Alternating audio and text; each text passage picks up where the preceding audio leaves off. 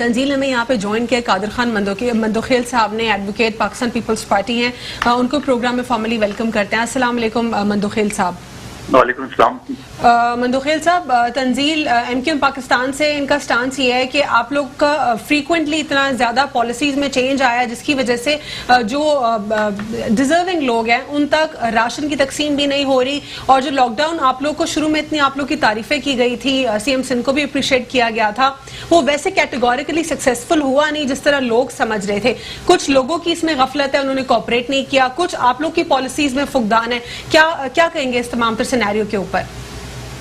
अलवीना, मैं इनकम के दोस्त इस वक्त तो उलझना नहीं चाह रहा हूँ और न इनकी बातों का जवाब दूंगा।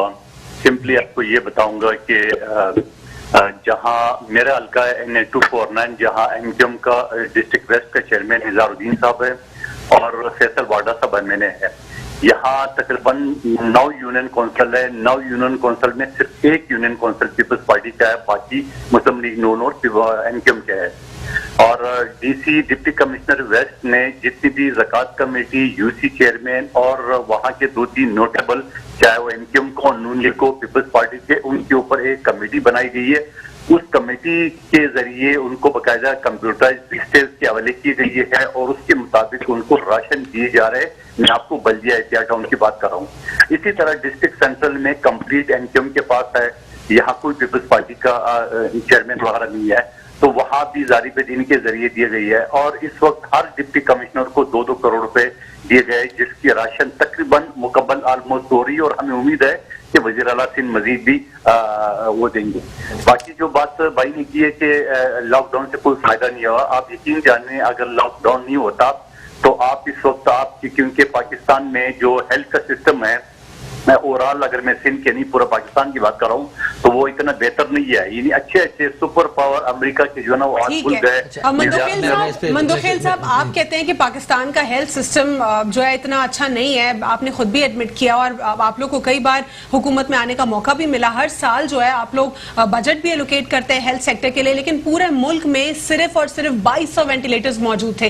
क्या ये हमारे लिए बहुत बड़ा सवालिया निशान नहीं था? कैसे आखिर 70 सालों में सिर्फ 2200 वेंटिलेटर बना सके हम? क्या आज तक कभी पहले प्रोडक्शन भी नहीं हो सकी? कोई एक वेंटिलेटर बनाने की भी कैपेसिटी नहीं थी? हमारे पास इतने सारे इंजीनियर्स मौजूद हैं। आज हमने फाइनली कुछ ही दिनों पहले देखा कि एक पाकिस्तानी स्टूडेंट ने वेंटिलेटर को जो है बनाया, लेकिन अब देखते हैं कि उसकी ओवरऑल एग्जीक्यूशन कितना सक्सेसफुल होती है। लेकिन आप लोगों ने कभी कोई एफर्ट नहीं की हेल्थ सेक्टर में, एजुकेशन सेक्टर में, कोई ऐसा काम नहीं किया कि जो कॉन्सिक्वेंसेज हमें आज फेस करने को पड़ रहे हैं, ये सब होती नहीं सिचुएशन अगर आइडियल सिचुएशन आप लोग बना के जाते हैं?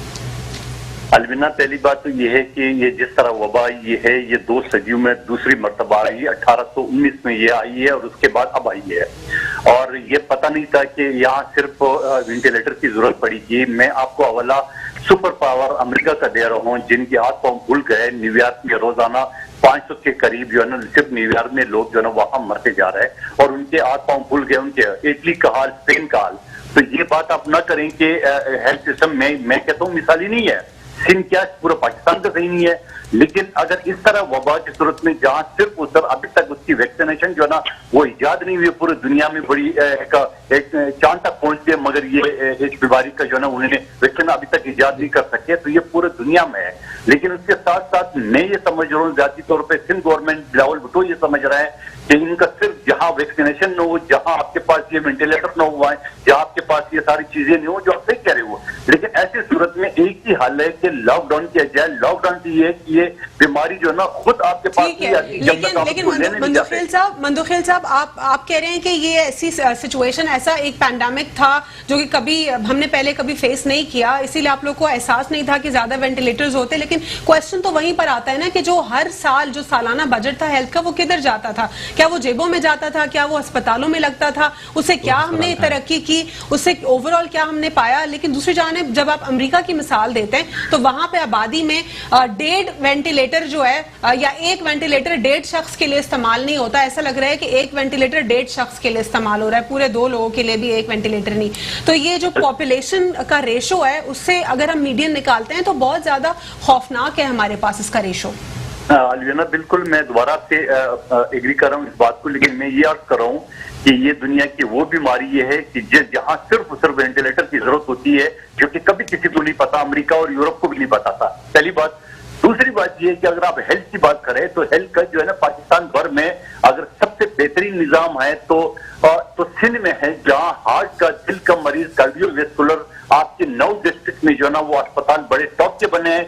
आप नवाशा जाके देख ले, आप सकर जाके देख ले, और आप कराची जाके देख ले, और फिर आपको कराची में तकरीबन बड़े बड़े चौराहे पे आपके पास वहां स्टैंड बाई पूरी सिस्टम मौजूद है। तो हार्ट के हवाले से काजी मंदो खैल साहब, आपने अस्सलाम वालेकुम सर, आपने मेरे सवाल का तो कोई जवाब नहीं दिया। चले मगर मुझे सिर्फ ये बता दें कि देखिए, आप वेंटिलेटर की बात करें, आप वैक्सीनेशन की बात, वैक्सीनेशन तो बात की कहानी ना, वेंटिलेटर तो आपके पास हर मौके पे मौजूद होने चाहिए थे जहां पे आपके हॉस्पिटल्स थे। अब आप जिन हॉस्पिटल्स के नाम देते हैं सर, देखें पहली बात समझे ना, हेल्थ ये तो माने कोई वेंटिलेटर सारे नहीं है ना, वो हॉस्पिटल्स हैं, अगर वो हॉस्पिटल्स हैं तो वो हैं कहां, हम भी जाके देख लेते हैं। अच्छा, और उनके हालात कैसे हैं इस वक्त, वहां पे सो कौन रहा है? क्योंकि ठीक है, वहां पे कोई पहले तो एक हमने देखा था डोंकीज तक बंधे हुए थे उन हॉस्पिटल्स में, उनके हालात बहुत बुरे थे।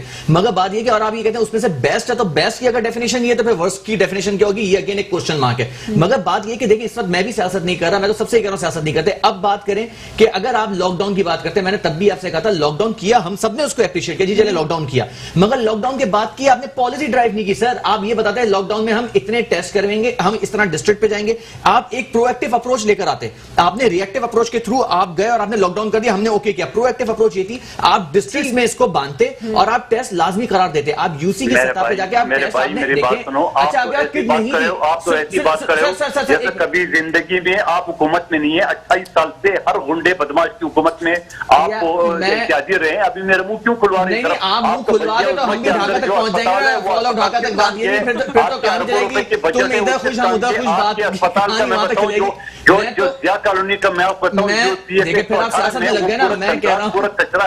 अरे सर, आप सर ये बात है ना, किसी और के पास होती ना, मुझे अच्छी लगती नहीं। काजी मंदो साहब, बात ये कि अगर 3 अदवार में आप 2 अदवार में तो आपके अगर हम देखिए इस तरह आप बोलते रहेंगे, फायदा कुछ भी नहीं है। ये फिर सियासत एकदम आ गए और आपको पता ही नहीं किसी चीज नहीं, हम इधर से एकदम से तो नहीं आए, एकदम ठीक है। यहाँ पे सवाल पूछो तो ये हो जाता है। अभी तो अरे बजट आपके पास है 5-5 अरब रुपए की चेयरमैन आपको बैठा हुआ, आप बताओ ना उससे कोई शरीर तो बनाया हो, क्या बातें करो यार। भाई मैं तो कह रहा हूँ ना, हमने तो मेयर साहब ने कल अब आ जाए सियासत की बात करते हैं, फिर आपको बुरा लग जाएगा। मेयर साहब ने कहा कि जी तमाम हॉस्पिटल जो डॉक्टर्स हैं उनकी पेंशन देते हैं, उनके बिल साइन करते, क्यों नहीं कर रहे वजीर आला साहब? अब बेकार की बात ना करें, मैं अगर उस पॉइंट की तरफ जाएंगे, आप तो मेयर अगर मैं उस पॉइंट की तरफ जाऊंगा सियासत हो जाएगी। अभी हम कंस्ट्रक्टिव बात कर रहे हैं। ठीक है।